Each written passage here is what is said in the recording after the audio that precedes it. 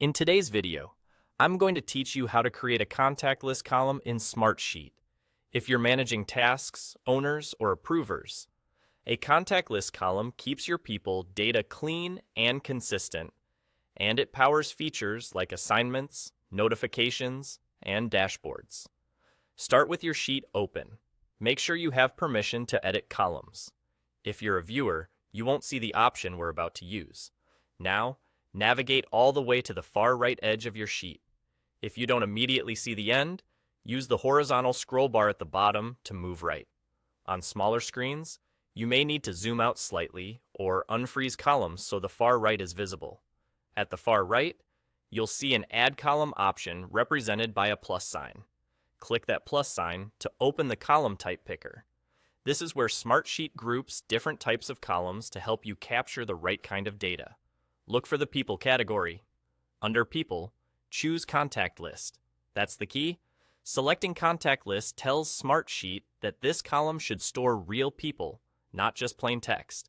As soon as you select Contact List, Smartsheet adds the new column to your sheet. You'll notice the cells in this column have a small person icon and a drop-down indicator. That's how you can tell it's ready for contacts.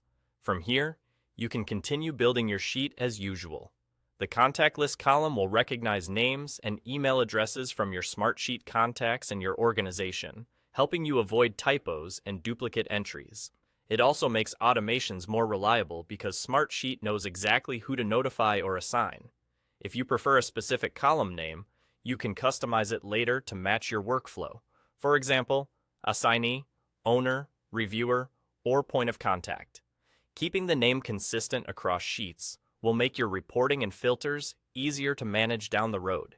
And if your team uses dashboards or resource management, having a dedicated contact list column is a best practice for accurate roll-ups. A quick tip, if you don't see the People category or contact list option, double-check that you're adding a standard column and not editing a system column, and confirm you have the right permissions on the sheet.